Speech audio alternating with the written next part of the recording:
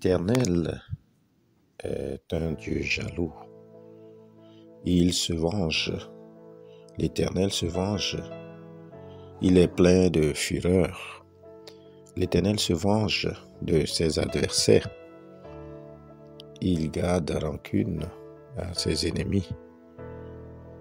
L'Éternel est lent à la colère. Il est grand par sa force. Il ne laisse pas impuni. L'Éternel marche dans la tempête, dans le tourbillon. Les nuées sont la poussière de ses pieds. Il menace la mer et la dessèche. Il fait tarir tous les fleuves. Le bassin et le Carmel languissent. La fleur du Liban se flétrit. Les montagnes s'ébranlent devant lui et les collines se fondent. La terre se soulève devant sa face. Le monde et tous ses habitants. Qui résistera devant la fureur? Qui tiendra contre son ardente colère? Sa fureur se répand comme le feu et les rochers se brisent devant lui. L'Éternel est bon. Il est un refuge au jour de la détresse. Il connaît ceux qui se confient en lui. Amen. Naoum au chapitre 1, les versets 1 à 7. Comment apprendre à découvrir les caractères de Dieu? Dieu nous a créés pour lui, pour vivre pour lui, pour glorifier son nom seul.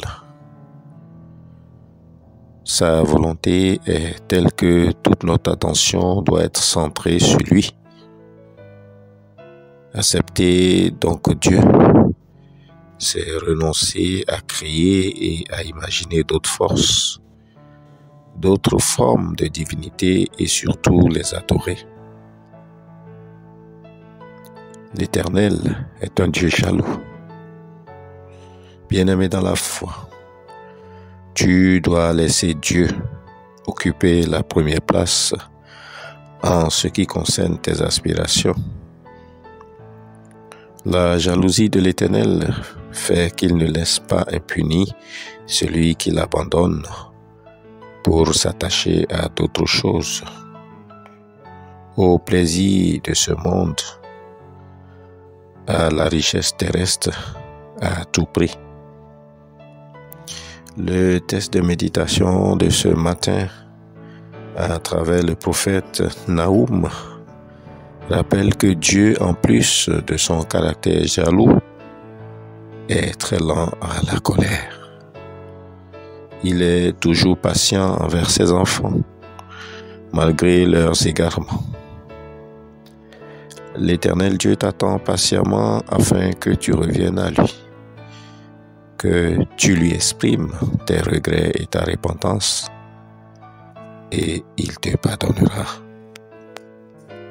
Quelle bonne nouvelle pour toi et pour moi ce matin.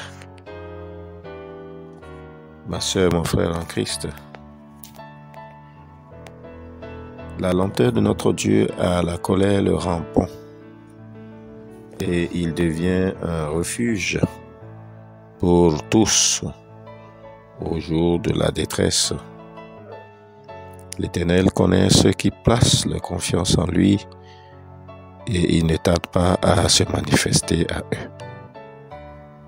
Toi qui m'écoutes ce matin, es-tu prêt à donner ta vie à ce Dieu jaloux, vengeur mais très lent à la colère et surtout très bon?